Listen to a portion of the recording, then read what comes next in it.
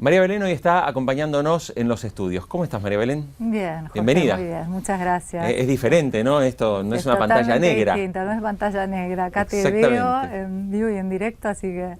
Bueno, bienvenida. Sí. Y bueno, a ver, vos escribías el otro día a partir de este informe que corresponde de Transparency, ¿no? Transparencia Internacional. Exacto. Sí.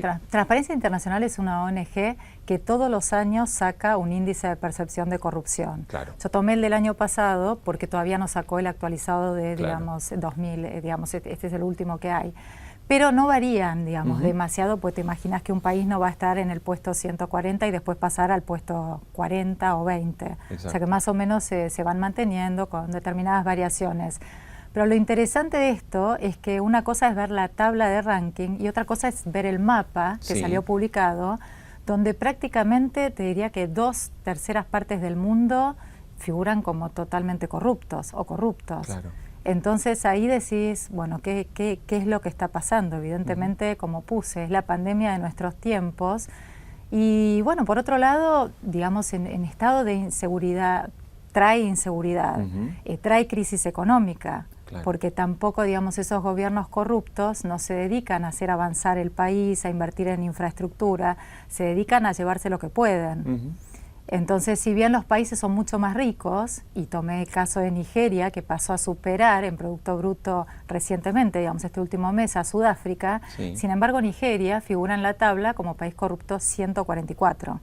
Son 177 países. Claro, en los últimos puestos. En los últimos puestos. Entonces, ¿qué pasa? Todo ese incremento de riqueza producida por el petróleo y el precio del petróleo para Nigeria no se ve traducida en el pueblo. Claro. Hay una pequeña parte del pueblo que pasa a vivir mejor, porque obviamente si no, no se podrían sostener esta especie de que son democracias, y ahí lo junto con el artículo anterior, porque van y votan. O sea, la mayoría de los países de África, o muchos de los países de África, votan. Pero ¿qué pasa? Van, votan, y es lo único que tienen, digamos, que los puede asemejar a la democracia, porque después se perpetúan en el poder 40 años, 30 años, sacan a todos los opositores, y mientras tanto van concentrando más poder.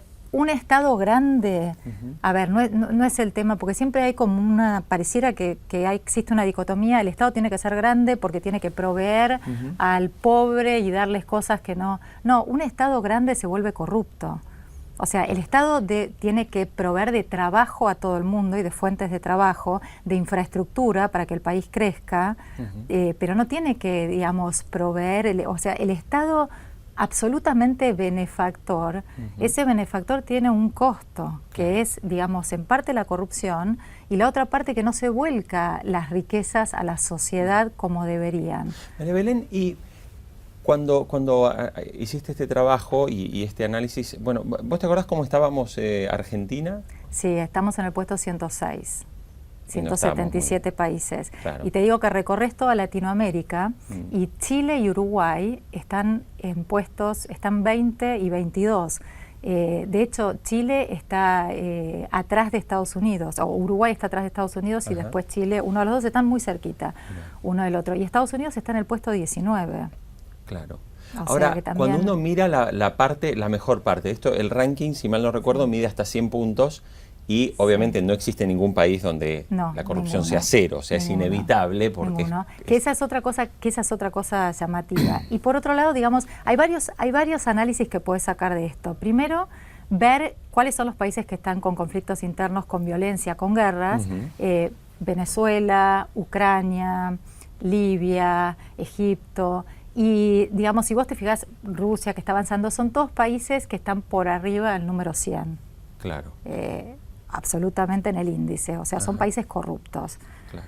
Entonces, vos ves cómo la corrupción termina generando violencia en la sociedad, porque mientras todas las cosas van bien, o sea, hoy se vota por el bolsillo, es así, la economía es la que regula quién va a ganar las elecciones, quién va a perder las elecciones, quién va a traer el mejor discurso para convencer a la gente, porque esa es otra cosa, digamos, que hay que tener en claro. Todos los que estudiamos ciencias políticas tenemos una cátedra de campañas políticas, de estadísticas, y cómo sacar, digamos, y hacer encuestas para ver qué es lo que la gente quiere escuchar, porque vos lo que querés es llegar al poder y ganar, digamos, tu campaña.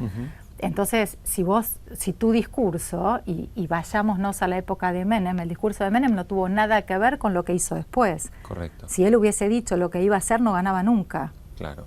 Entonces, y ese es el problema, o sea, y también ese es el problema de la descredibilidad mundial que hay hacia los políticos, porque a esta altura ya la gente, vos podés mentir una vez, 2 veces, 3 veces, claro, pero no podés mentir siempre. Claro. Entonces es como que dicen una cosa, después llegan y hacen otras, algunos acertados, otros no.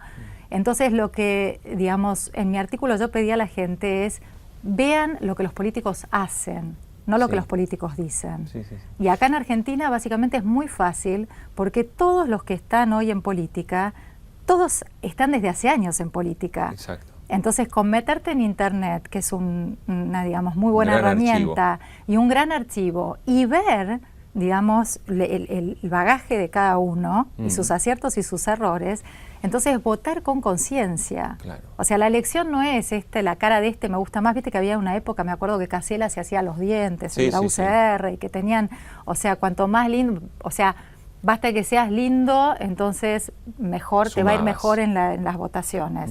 O sea, los que votamos nos tenemos que dejar de votar con frivolidad y empezar a votar con conciencia. María Belén, te quería preguntar, ¿y qué pasa en el otro lado de la tabla? Es decir, los países que tienen menores índices de corrupción son casi siempre los nórdicos. Los nórdicos, los países nórdicos. ¿Tienen ellos menos corrupción? Bueno, también es cierto, en los informes de PISA tienen los mejores niveles educativos. Bueno, pero si vos te fijás, tienen los mejores niveles educativos, tienen los ingresos per cápita más altos y tienen los niveles más bajos de corrupción. Y no necesariamente, digamos, porque fíjate que son Noruega, Finlandia, Suecia, Dinamarca, Holanda, Canadá, o sea que tienen, digamos, una especie de sistema, o sea, no es como lo que dicen capitalismo salvaje, o sea, tienen democracias que funcionan, digamos, que son veedoras del bienestar de su población, pero que también se ocupan de infraestructura, de educación, de que no haya corrupción, de que no haya impunidad. Claro. O sea, si roba uno y no tiene consecuencias, empiezan a robar todos. Claro. Y además, si roban los de arriba, el lema de los de abajo es, bueno, yo lo voté, pero él está robando. Y entonces, ¿por qué? O sea, yo robo para protegerme del que está robando y terminamos robando todo. O sea, es algo que al país, a ningún país le hace bien, ni va a funcionar, ni va a salir adelante. ¿Y vos crees en este caso, por ejemplo, de los países nórdicos? Porque además es algo que me gusta seguir también con mucha atención, y siempre me pregunto si el aspecto que contribuye a estos resultados en esos países es cultural o es que definitivamente hay instituciones que funcionan muy bien. O sea, ¿qué será que convierte a estos países en países donde no hay corrupción, donde hay buena educación?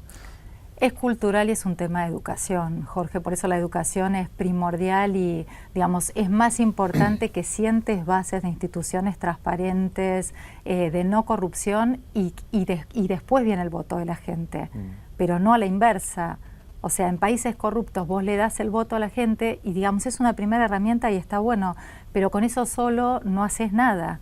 O sea, si vos a la gente no la educás y la mantenés deseducada, nunca vas a tener una democracia que funcione, porque es la gente la que te tiene que después demandar que vos gobiernes como corresponde. Claro. O sea, te delegan el poder, pero te delegan.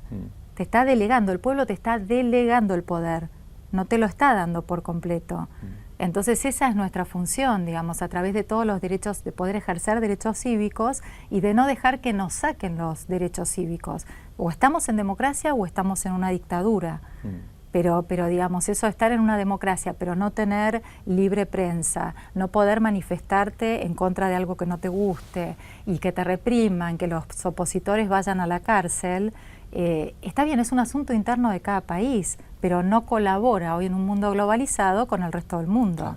Lo que pasa es que cuando uno mira, María Belén, lo que ocurre a veces con ciertos postulados que se están planteando en América Latina, uno cree que hay una clara diferenciación entre aquellos países que están en ese camino, ¿no? En ese camino de, digamos, convertir sus democracias en modelos mucho más maduros, que implican mayor institucionalidad, mayor libertad, o sea, la calidad democrática, se contradice con el discurso que muchos van, digamos, a predicar, sin ir más lejos. La CELAC recientemente en Cuba fue una demostración. Ahí se vio claramente los países que en realidad creen que la democracia es que la gente pueda votar y no mucho más. Bueno, y ese es un error gravísimo. Y te digo que lo ves, hay algo interesante también del índice, que nos vamos a ir hacia de vuelta, entre India y China. Sí. Yo estuve en los dos lugares y a mí China me resultó como, digamos, una cosa futurista frente a India. Entonces, cuando hablan del gran desarrollo en China y el gran desarrollo en India, los índices de corrupción, China está mucho mejor posicionado que India. Y India está mucho más retrasado. Y sin embargo, India, digamos, tiene una democracia y China no. Claro.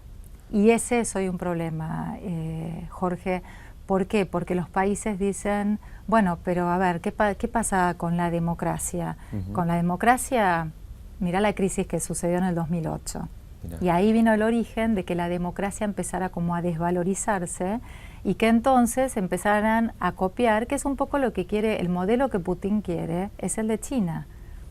O sea, Putin lo que quiere es, bueno, a ver, China funciona, tiene una dictadura, pero con economía de mercado. Entonces hoy lo que no hay duda y hay un consenso mundial es que la economía de mercado es el único camino. Claro. Y eso hay consenso mundial.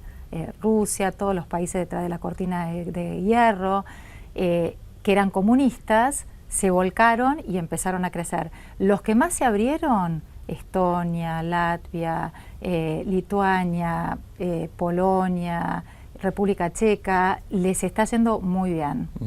Los que no, como todos los Kazajstán, Uzbekistán, Ucrania y todos los de esa zona, no les está yendo, digamos, también Bielorrusia.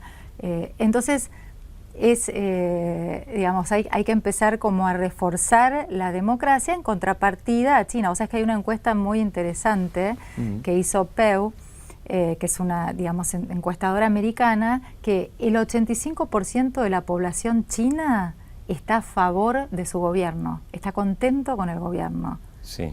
Y solamente el 31% de los americanos está contento con su gobierno. Claro, claro. Entonces eso es un dato significativo. Pues es que ahora que comentás esto, ayer casualmente el Banco de Desarrollo Asiático publicó un muy interesante informe, digo, para explicar un poco, viene a ser como el BID, nuestro Banco Interamericano de Desarrollo, que opera regionalmente. Bueno, este es el Banco de Desarrollo Asiático, publicó un informe en el que advertía que muchos países asiáticos, entre ellos por supuesto estaba India y China, decían que si los gobiernos no mejoraban, que a partir del crecimiento económico también trabajaran el aspecto social como consecuencia del crecimiento de las desigualdades, que si no mejoraban esos ratios, corrían el riesgo en el mediano plazo de empezar a tener problemas con el crecimiento como consecuencia de que esas enormes diferencias entre los que, digamos, entran en el sistema, se desarrollan y los que quedan afuera, justamente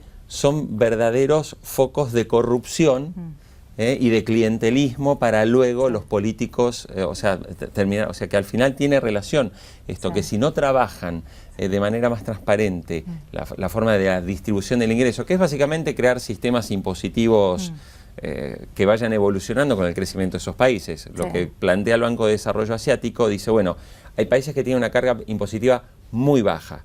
Bueno, como les está yendo muy bien, a lo mejor sería bueno subir un poco la presión impositiva, no sobre la inversión, ¿no? Mantener las políticas de inversión, pero sí subir un poco la presión impositiva sobre ciertos sectores para que aquellos que hoy están quedando un poco descalzados no, digamos, no se profundice esa brecha en el tiempo y termine siendo un problema para el crecimiento. Yo lo plantea el Banco de Desarrollo Asiático, ¿no? Bueno, y en China, de hecho, hablando de inversiones, vos ves volcado, digamos, esas inversiones en infraestructura. Claro. Vos realmente en China lo ves, en India no.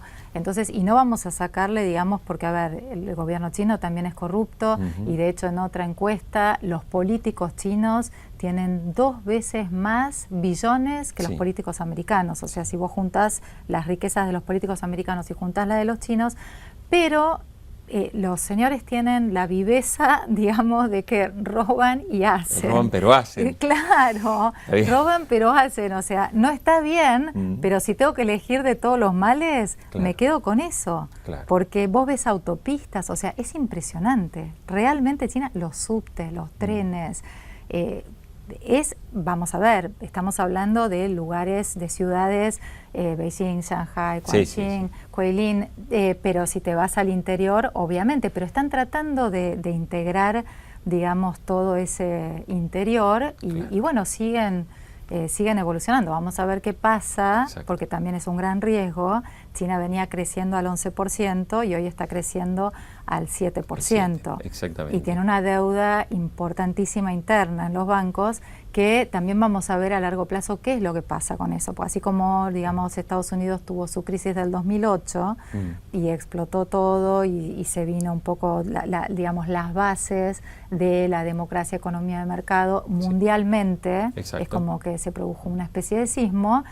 Vamos a ver cómo China sostiene este sistema que está siendo tan copiado o empezando a ser copiado por muchos países excomunistas que están virando como hacia las economías de mercado. Hacia las economías de mercado, pero con dictaduras, que es lo que quiere Putin, que ya viene hace 14 años y es un poco su idea, retomar los territorios que pueda, que tengan poblaciones rusas, porque empezó con Georgia, sigue con Ucrania, también tiene Moldavia, Bielorrusia, o sea que yo creo que lo de Putin no va a terminar acá.